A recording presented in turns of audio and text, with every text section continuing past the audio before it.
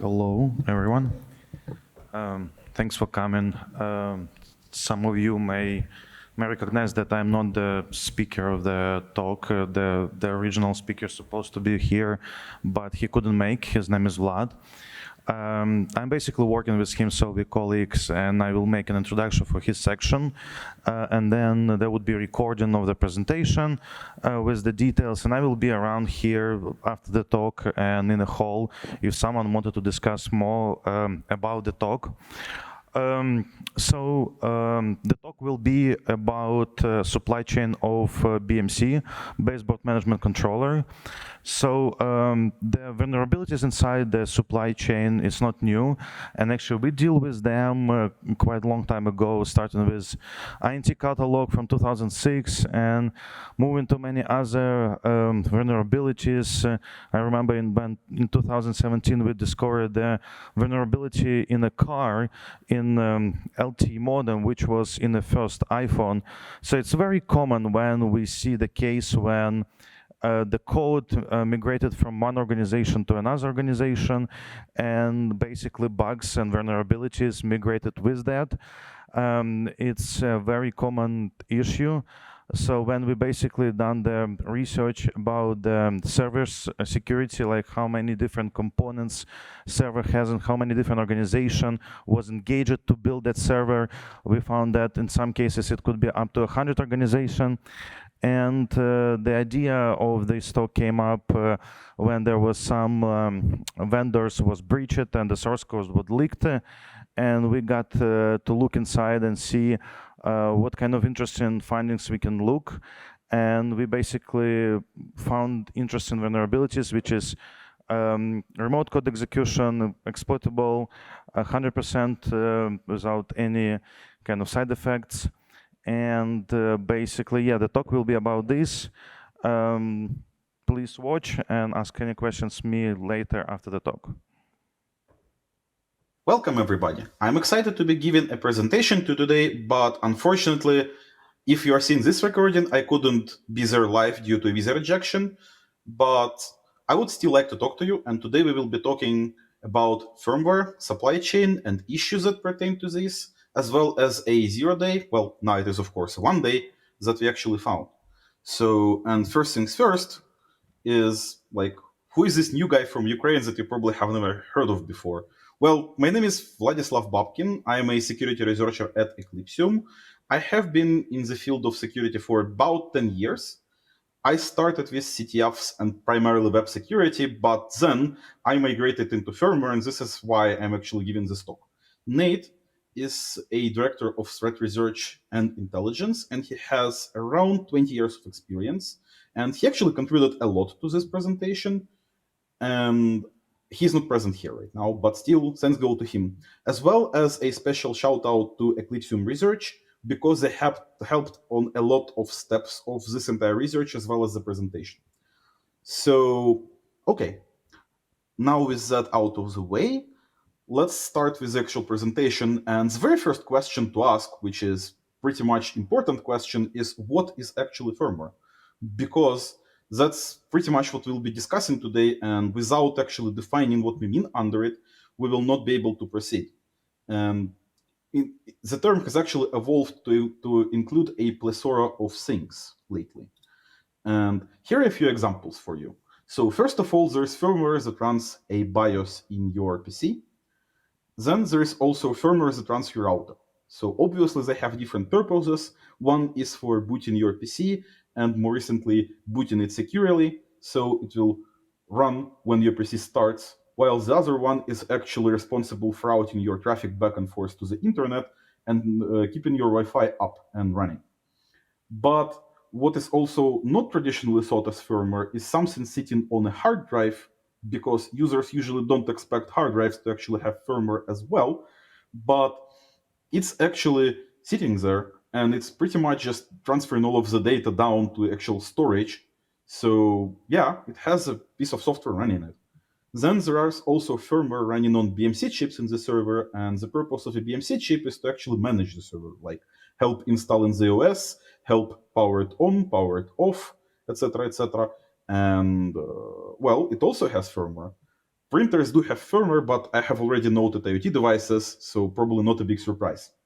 And the very important notion here is that compared to the past, these devices are actually much more complex. So if you think about a modern router, it's actually normal to have around 1 GB of RAM on a modern router, which is a lot more than they had before. And this allows developers to actually more freely use like extremely complex infrastructure on said devices, which is, well, for example, F5 routers, they have a full Linux installation on the board and not a, say, single binary or something more simple like in a like lower end routers. Or for example, your UEFI BIOS, it can actually go ahead and perform actual network requests, meaning that it has an entire network stack implemented, which is probably a lot more complex than you would expect from the device for a purpose of booting your machine. And at this level of complexity, it's probably not very hard to guess that it's not a single company that actually writes every single piece of code for every single component. And neither it is a single company that vendors the entire device. So we arrive at the supply chain issue, specifically software supply chain, because firmware is, well, technically it is just software, but runs in a different place. And that's the first question to ask. Maybe it's pretty much just another software supply chain, and it is actually correct. But this specific piece of software is different in this regard because what applies to what you are used to seeing in OS update management and security or application management and security, it gets much more complicated here. But to explain this, we need to actually provide an example. So in this case, we will use a couple of vendor names to get specific, but we don't want to single them out as this arises all across the place. And neither we know about specific business relationships. So this is a mock example and consider that you can pretty much pick up completely different vendors and build your own pretty easily. But I'm going to run with this one. So let's say that you are a consumer and you want to use a cloud service. And probably you would go to one of the larger clouds. And in this case, let's assume that GCP is a larger cloud that you went to. And in turn, GCP has to get their hardware somewhere because, as far as I remember, they don't manufacture everything. So they probably would go to a Gigabyte and buy a motherboard or a ready-made server. And Gigabyte, in its turn, also has to purchase firmware somewhere.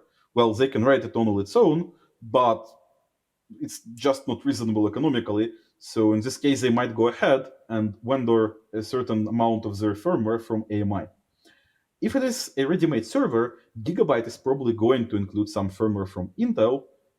Google probably is going to also purchase something from NVIDIA, maybe some of their machine learning platforms or whatever.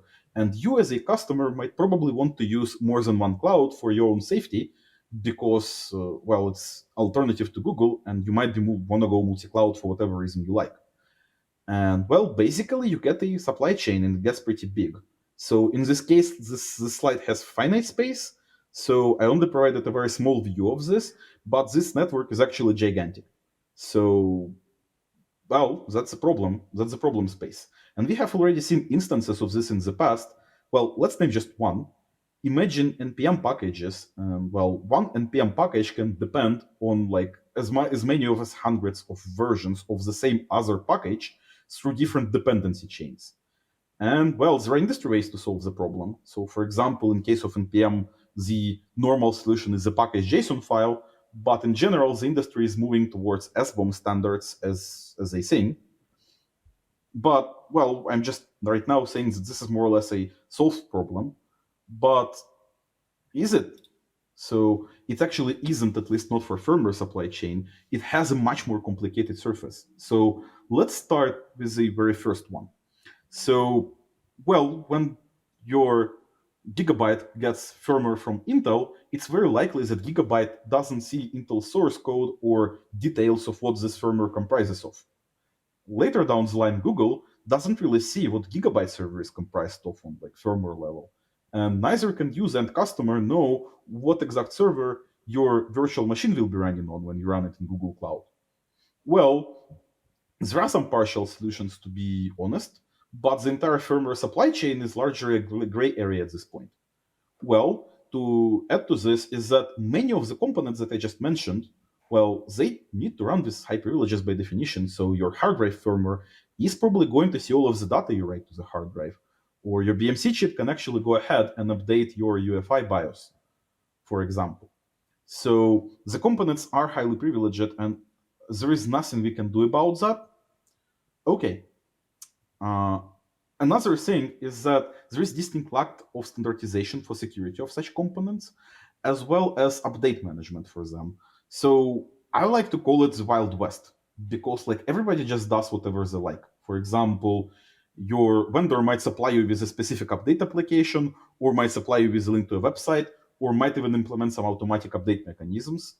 And like it's mostly true with some exceptions like UEFI capsule updates, which are signed and are actually a standard, but it's not very often used for example, peripherals. So largely, this is not pretty much a solved issue. In addition, and also probably even thanks to the above, trickle-down effect is actually magnified by orders and orders of magnitude. And we have lots of locations where such code resides, well, with like high privileges, and where very few, if like any at all, tools can even look into. And there are no standards for security of this thing. So if you ever wanted a haven for attackers, well, this is heaven for attackers. So okay, I'm just describing all of this here, but are these attacks actually practical? Like, how many of them actually happen? Are they like becoming more frequent, less frequent? Like, who are doing them? And that's a very good question. So for this, we have the timelines that we built with Eclipsium a while ago, but it is very useful for this specific presentation. So I will probably not be mentioning every single incident here because we probably will not have enough time to actually describe them all, but I'm going to raise a few very important points. So first of all, it's not very hard to notice the number of attacks of like firmware issues like this actually increasing over time. So if you look at like 2012 and 2013, there is like not a lot happening. But when you look at 2022, there are 4 points that just point to this one year, and 2 in 2021 and 2 more in 2020. So it's not very hard to notice the trend of this becoming much more common. And as per why, it's because the systems are becoming much more well researched as well as more complex, actually allowing for easier attacks as well. So there are also more tools available for complex attacks. For example, the very last one mentioned, specifically Black Lotus, is an extremely interesting case because it's a secure boot bypass bootkit, which is sold for a, I would say, dirt cheap $5,000 on the market on like different hacker forums, and it's available for any common criminal. It's no longer limited to even nation states who are normally attributed to such attacks, but now you can go ahead and purchase one for reasonably low price, which you probably can afford. Or, for example, there is also pretty big news about Conti Group actually actively looking for vulnerabilities in lower level technologies like Intel Management Engine, for example. And Conti Group is pretty much a ransomware group. So these attacks are slowly leaving nation state space and are coming into common criminal space. So we are probably going to see a lot more of them. So, okay. So what's actually new here? Like the new part that's probably the most important one besides the frequency is that these attacks are becoming extremely easy. So in some cases, time from like finding the vulnerability to actually having something actually usable as an exploit at the very first stage, it can be made in a couple of hours. So, but very good question is how we can actually demonstrate one such attack. And for example, in this case, I'm going to demo the 0 days that we discovered and actually exploit it as one such example. So I'm going to use a pre-recorded version in this case. So basically imagine this scenario. So you're an IT worker and you receive a report of the server being down somewhere midday from, for example, let's say some creative department. and they cannot access their files. Like for some reason, the file share doesn't respond. So you go to your server control panel, and this is how one might look like. And well, this is the actual control panel that our server has. And well, you pretty much go ahead and immediately diagnose the problem. The host is actually offline. Okay, let's proceed with what you would do. So probably, okay, you should just power it on. All right, you go to the power on menu and you actually boot it. Okay, it starts up. It all looks largely nice and fine. Well, it's power on. You just wait to see if everything actually works. And something doesn't actually work. The host immediately goes offline again. So you can try this a couple more times. So we have a live device implanted with this. So this was pretty much a live recording of like the exact device running. And well, slowly you start getting like 10 more tickets like this, then 20, then 50, and then half of your server fleet is down within like the next few hours. And okay, let's continue the idea a little bit. Like I don't actually have an example of this, but imagine that at some point the server console just disappears and you get a ransom message. To boot your server, pay us this amount of bitcoins. And you are locked out of a BMC chip, which is your normal way to actually recover the server from such issues. You cannot boot it, you cannot do anything, and it's not just one server, but a good part of your fleet. Well, I would probably call it a nightmare scenario. But as demonstrated, it's actually a little bit more real than just a nightmare. But before we actually jump to such deep conclusions, let's actually see how exactly this is even possible. So I'm going to explain this on this one specific example, but then I'm going to uplevel it a little bit to more generic version of it. Okay. So basically, it all started with us actually bumping into a certain amount of leaked AMI property on the internet. And there is an entire backstory behind the download. So specifically, the ransomware group responsible, ransomware EXX, actually leaked a multi-part zip archive on their Tor website with, well, basically some AMI property. And, well, at the time we actually found it, it was already a year old. And to our knowledge, nobody was talking about it. So this was very interesting in and of itself, because such a big thing would probably be pretty much the talk of the day once it was discovered. But for some reason, it was lying for a year, like God knows where, and nobody even saw it. Like I don't believe even AMI were aware of it at the time. But okay, we started to like try to see why this was the case, and we understood immediately one thing is that the Tor website was pretty much very unstable and very slow. So there was a very good question on how to actually download that. And well, we pretty much went ahead and scripted the download process. So we made a script which would actually recover from broken connections, stopped server, and whatnot. And we pretty much went ahead and downloaded the entirety of all the links published. And well, you would expect that it would extract, but it didn't. So we looked into that and we were like puzzled because, well, this is a ransomware group that published valid leaks before. So we started to investigate and we noticed one little detail. Every single piece was the exact same size, which is not exactly normal for a multi-part archive. So normally you would expect the very last piece to be slightly smaller. So we started to read the links they published and understood that they have an incremental part number in them, and we just incremented past the last one, and we managed to grab the last piece. So in this case, it was for some reason not published, either omitted on purpose or omitted by mistake, doesn't really matter, but we found it. So after we actually downloaded it, the multi-part archive actually successfully extracted. And then we started to dig into this leaked intellectual property, and we understood that it is information specifically for AMI MegaRack SPX BMC chip. And this chip is pretty much interesting for quite a few reasons. So first of all, AMI is a company that sits at the very top of the supply chain. So they're pretty much the ones who vendor for others. So this is extremely interesting because this can have like an insanely large reach. Second of all, this chip by its nature, it's a BMC chip, so it's supposed to expose some remote APIs which are actually for server management. So it immediately caught our attention as something very potentially interesting. And the third piece is that this chip, for performing its basic functions, it has to be very highly privileged. I will try to explain what BMC does a little bit later, but for now, let's just say that we found our perfect target. So, and the very first thing is that, well, we actually found the device like that we had with this exact chip.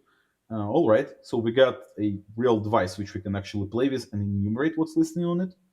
So we pretty much went ahead and did just that.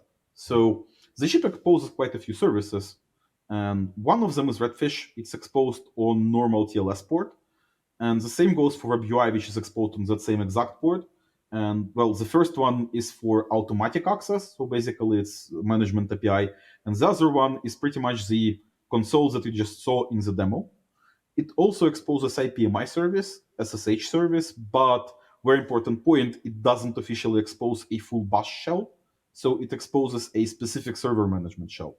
It also exposes quite a few other things, like for example, discovery services or services for the different features, but the most important ones I pretty much just described, at least from the perspective of our current purpose. And one hugely important thing, which we actually discovered after we performed the exploitation, is that it is actually running everything as a sysadmin user, right? So we can just see like quite a couple of services running as that. So we started to dig what that user is, and it turned out it's actually UID0 user, so technically that's root. We didn't know that when we actually were initially trying to find a vulnerability in this, but after the exploitation, this fact came out, and like I think it played a huge role in like us actually being able to do what we did.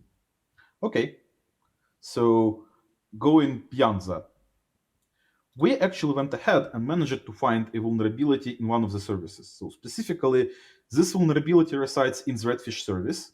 It is facing port 443 on the management port, and it's post-authenticated, but only the minimal level access user is required. So the device actually provides multiple access roles. One of them is device administrator, for example, but there is also a role which allows for server monitoring, I presume, and it's called callback. It doesn't provide you anything, just Redfish access for reading the data. And it turns out that this minimal access user would be enough. And the vulnerable code is pretty much presented. So a command injection exploit exists specifically in a certain URL in a pass component. So we are taking it from here, and then this ID component goes into the OS execute almost directly. So it's going in as a part of a larger command, but it's not hard to see how exactly you would exploit this when you actually see this piece of code. And because this service is actually written in a scripting language, it's very easy to analyze. So in this case, grepping for os.execute turned out to be enough. And the vulnerability is that this user input is traveling into this function, but there are multiple other calls to os.execute, but this one is, to our knowledge, the only one that was on a critical path. And up level a little bit. This is why I told that this is the Wild West. Everybody just does whatever they want. So we have some basic issues like services running as root. We have os.execute in one of them, which is already pretty much a recipe for disaster, which is, well, not what is normally approved in the modern supply chain for software, which is not approved by SaaS tools. Probably a SaaS tool would have caught this issue. So, and well, the Wild West, we didn't catch it before production. It stayed in the firmware for more than a year. All right, let's proceed with trying to actually exploit that. So the exploit here is pretty easy because you, well, have to account for two things. So you have to use characters valid inside of the URL path. We should also be a valid bash command for the very simple reason that device doesn't URL decode path components.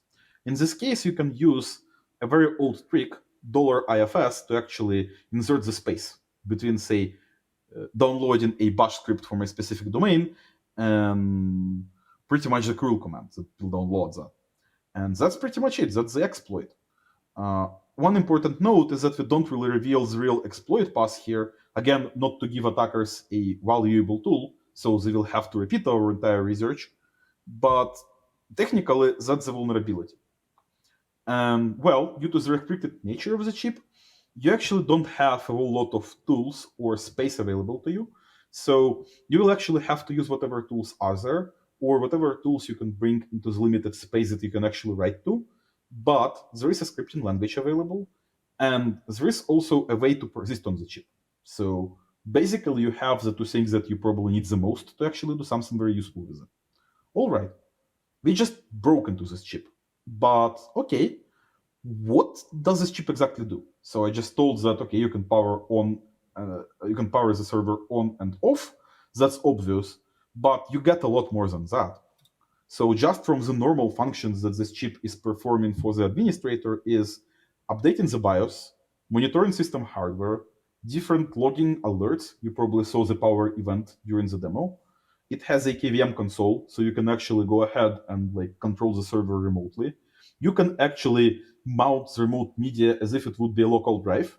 It provides you help for OS installation, and it's probably your last lifeline to actually restoring the server, which is well quite ironic because we pretty much broke into this last lifeline. And beyond what you would do, like what the user would do with this chip, there is also stuff that the attacker would do. And the attacker would probably implant the BIOS, well, pretty much put a long-term implant in the BIOS as well as the BMC chip. They would probably try to smuggle out the KVM image because, like, imagine monitoring administrator actions on every single server across the network, or if not every single one, then across quite a few of them. You can also go ahead and use this to move across the normally management network this chip is connected to. And you can attack other DMCs from it. So you can actually spread the infection because, well, network stack is there. You can also in serial attack Active Directory if it was connected to the chip. And you can even deploy malware to the OS potentially in like a plethora of ways. And you can even evade EV EDR, and you can disrupt operations. Well, the last one I pretty much demoed, and well, you just use your imagination. So the access here is pretty big. But one very important point is that well, basically attacker got access to do whatever he wants on the server, and well, we just elected to showcase the perpetual power of attack because of how showy it is, but the real attack would be probably one of these. So something that you will not even notice that easily and impacting you in a very bad way for in the very long term. And it only gets better for any potential IPTs because the file system of this device is not officially accessible to the administrator or to any tools, at least not to our knowledge. Well, this makes the implant nearly invisible. And this can be used for like pretty long-term implants with very strong capabilities as a result. So to make it even better or maybe worse in this context is that there is at least one normal patch method which goes through the very software that the chip is running. So in this case, the implant you write, it can actually intercept that and fake the update process and make it look like the device updated, but nothing happened. I believe we saw one example of this in the wild, just don't remember which specific implant did this. So it's even possible to do that. So you can persist there for a very, very long time. And well, we discovered not one, but 5 issues with this. I just described the most technically interesting one. I'll list the others because, well, you can just bypass everything I described above and use the default credentials for a U80 user. So, well, those chips for a time exposed an actual root account which got a full bash shell with default credentials, pre-auth, and no back connect needed. So you basically get everything I just described, but much more straightforward and without needing any prerequisites. And there are also the other 2 issues that you can use to a very interesting effect is that you can actually enumerate the users via the API in a, well, pretty much very classic fashion. You make web requests with a username in it to a specific URL, and you get a response which is different when the user exists as compared to when the user doesn't exist. So you can easily guess the users. And then you also get password reset interception. So if you coerce an administrator to start the password reset at the time you know about, or you can continuously ask for a password reset for a window of time in which the admin will pretty much reset it, you will be able to intercept this process in the middle, because when you actually do the request to set the new password, it was possible to actually do it without a token. Just after the administrator input his OTP, it was possible to go ahead and pretty much reset the password instead of the admin. So combining pretty much this vulnerability, and the redfish vulnerability, you get another unauthenticated chain you can use, albeit this time with a user interaction. And for a specific configuration, because this password reset issue is only possible if you configured the email service on the device. Otherwise, password reset is not active and admin cannot input an OTP password for you. And to add a small issue to the above is that Redfish and the API binaries actually used weak password hashes. So in this case, they used either MD5 with a global salt and SHA-512 with a per password salt, which is not what's industry standard for password hashing anymore. Well, it depended on the device configuration, what specifically what was used, but neither of them are a strong mechanism per modern standards. So, okay, let's discuss the fallout for a little bit. So, well, basically, the disclosure process that happened when we actually reported this to AMI, it was probably the biggest we have ever seen. Like, it involved a multitude of vendors, cloud service providers, and a lot of other interested parties simply because of the scale of what happened. So, more than 20 vendors were involved total. So, a lot of hardware vendors were affected by this, I believe, around 15. And all of this just happened from one issue at the top of the supply chain. Well, more specifically, 5 vulnerabilities, but yeah. To make it even worse, due to their brandings, it was very hard for the defenders to actually detect the said devices, because there is no easy way to tell it is Megarak if it was rebranded. So, but for the attacker, it's very easy to actually test the vulnerability by directly exploiting that. And thankfully, we don't have any indication of exploitation of this in the wild, but because of the nature of the service, normally it's not externally facing. So while we are estimating that there are maybe millions of vulnerable devices, it's pretty hard to tell because most of them are on internal management networks, but you can make guesses from the size of company named AMI. But the external exposed surface is only in the thousands of devices, which is still a lot more than we would expect to find from a device that's not even supposed to be facing the internet. So, okay, and this is what makes pretty much the firmware supply chain this impactful. It's pretty much one bug to rule them all situation, because you just find issue in one place and it propagates to basically everything else.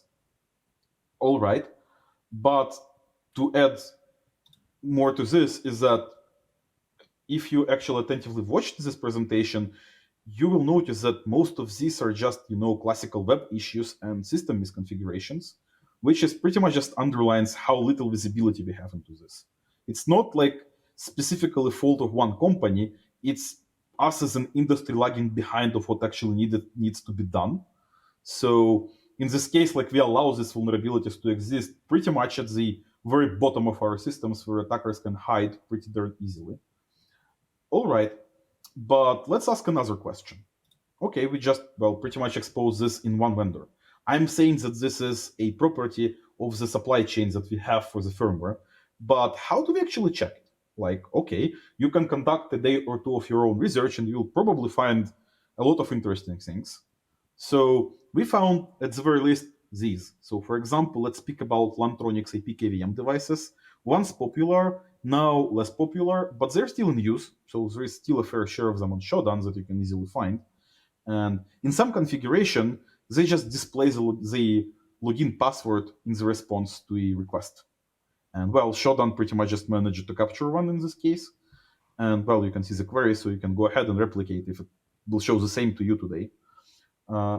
Those same devices also have a whole bunch of undocumented accounts, which technically just run shell scripts.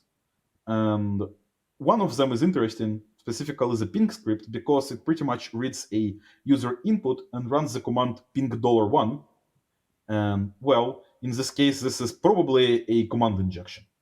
But Well, okay. This device is specifically very old, but it's still in use, and this only serves further to show how little we actually manage the updates for them, or even account for them, because there are like 1,000 of them running. Okay, we also ran a fair share of firmware analysis, so we had a couple of interesting finds. So unfortunately, I don't remember what what device this image is for, but as you can see, we found pretty old vulnerabilities like Heartbleed here, and we also found shell shock. And well, I'm not saying this ironically. This is not a joke. We actually found this in the firmware image, which is like supplied for a device. Um, Unfortunately, like I just don't remember which one it is. And well, besides that, we also see some not very strong default passwords here, like admin1235 and admin. But what's worse is that some of them are actually hard coded. So this cracked screenshot on the left is actually for a Hikvision camera.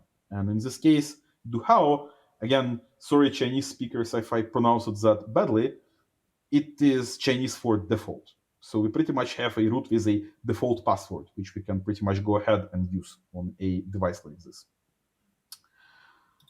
Okay, well, one notable thing is that like what we are talking about is that these supply chain attacks are actually affecting everyone. So for some reasons they're becoming much more common recently. Like in between the call for papers and this presentation, three attacks are happening right away on pretty large vendors, specifically MSI, Western Digital, and 3CX. But we are not trying to single anyone out on here. I'm again underlining this. This is an industry problem because in this case, it's just the three vendors that are unfortunate enough to have an attack during a Black Hat presentation. So many of you will probably remember the SolarWinds incident with the Sunburst malware. And this does not only go for the vendors of different hardware and, well, pretty much related vendors, which is used to manage the said hardware.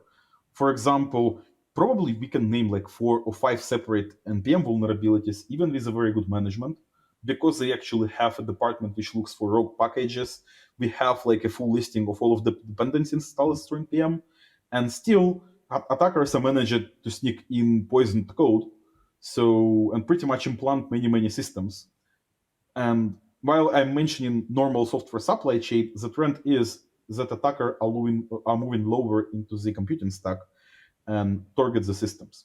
So as an industry, we actually need to be focusing not on a one specific issue that we find in, for example, AMI, but we need to think about how to solve this entire thing as a whole.